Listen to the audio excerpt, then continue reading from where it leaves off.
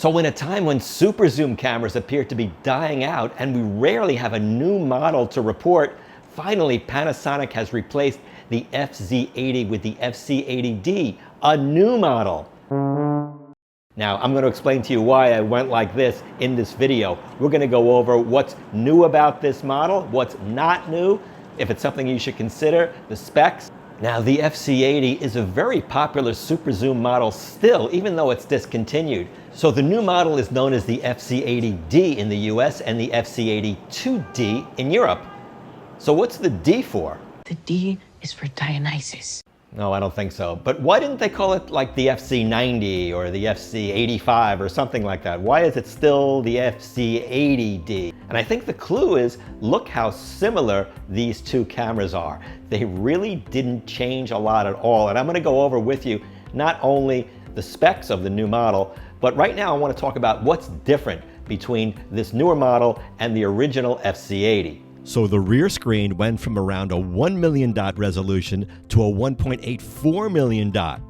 That's an 84% increase. The viewfinder is the most apparent difference. The original FZ80's viewfinder was really small, but now they doubled the resolution, increased the magnification, and they also increased the size from around 0.2 to 0.4 inches, and that really makes it nice. On the old model, when you looked inside the EVF, it was just so small and just not fun to use that it kind of defeated the purpose of even using it.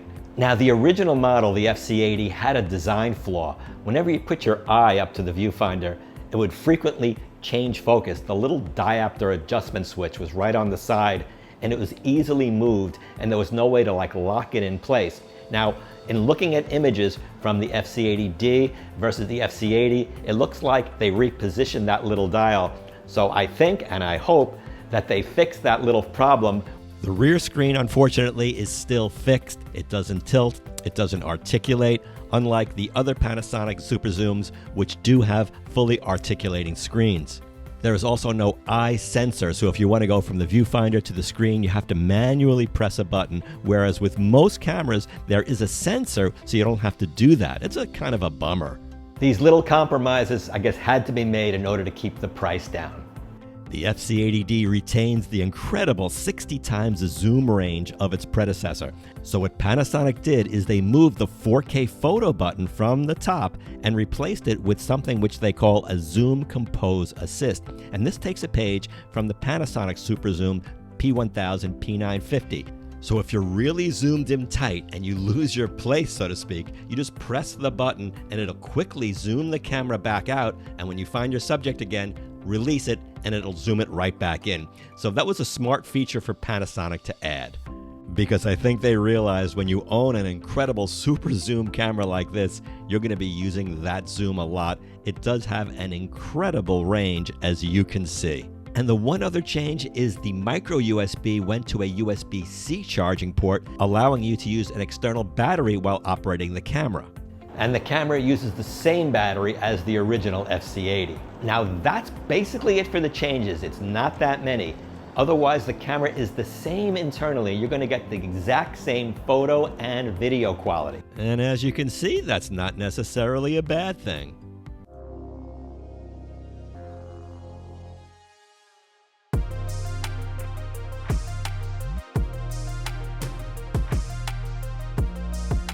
With this camera, you get a phenomenal 60 times zoom range. Now, obviously, the exciting part of that zoom is the 1200 millimeter equivalent, and it does get in really tight.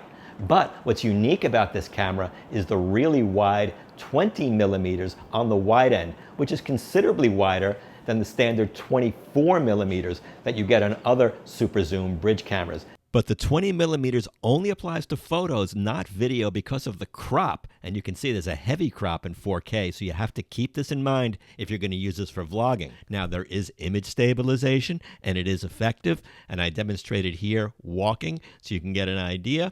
And also, you can see what the wide angle is during vlogging. This is in 4K, so it is wide but not super wide. And the small sensor of this camera allows for near macro photography, which is very fun to use for flowers, insects, or whatever. Now, the aperture slows down a lot when you zoom in, and this coupled with the small sensor means it's not a low light camera. Now this camera is really designed for birding or wildlife or general travel or everyday use, not really so much for night shooting. So don't really expect it to do great at night, especially if you're using the zoom at night where the aperture gets really slow. Compared to the RX10 Mark IV is much brighter. It still uses the older contrast-based autofocus system, which does a pretty good job, however, I would say, even though it's an older system in good lighting. As you can see here, the camera does a good job racking focus from one pigeon to the next.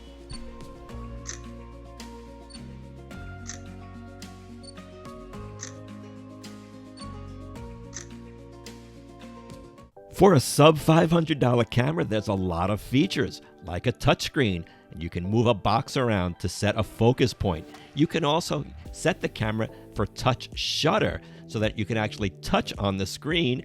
Well, I had a screen protector on, so I had to touch twice. But I like this feature sometimes if I want to be discreet when shooting. Did I mention the screen doesn't tilt? You sure did. If you're into macro photography, you'll appreciate the focus stacking feature, which Panasonic calls post focus, and then you can just touch on the screen and designate what you want in focus. Now, yes, it is an under $500 camera. There is no RAW shooting, there's no mic jack, and there is a 30-minute video record limit. This is 4K 30 video. It also shoots 1080p 60 and slow motion, and it can also do burst at 10 frames per second. Speaking of burst, there's a unique 4K photo mode, which is effectively like 30 frames per second, although in a little bit reduced resolution, but it's very cool picking out a single frame from your video. And if that's not enough, Panasonic gives you a time-lapse function as well, and it'll give it to you in 4K, and it'll stitch it together right in camera. The camera has a bunch of scene modes which are designed to be used in certain situations. Some of them are cheesy and hokey, but others actually do a pretty good job in accenting the colors, like in sunsets. And I did a full review of the FZ80, so if you want to learn more about these bells and whistles, feel free to check it out. I go into some tutorials as well on how to use the focus and how to use various modes in the camera. So yes, this little camera is chock full of a lot of features and bells and whistles, all for under $500, but you can get the original FZ80 still for like half that, or even around $200 US. So it's something to think about. Let me think about it.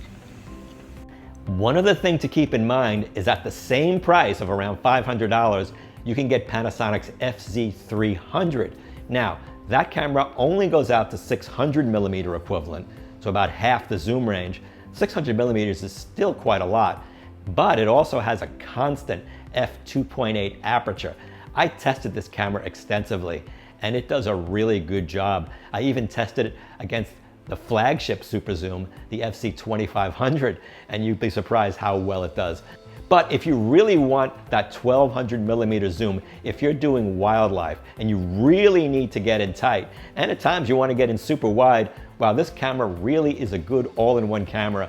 And it's great that Panasonic actually is refreshing this line. I wouldn't call this a true upgrade, and that's probably why they didn't call it the FZ90. It's good of them to be honest that it's not a massive upgrade. It really is just a little tweak, but at least they've made some improvements, and that is important. I hope this is a trend that we'll see on other super zoom cameras. Sony, are you listening? Hello?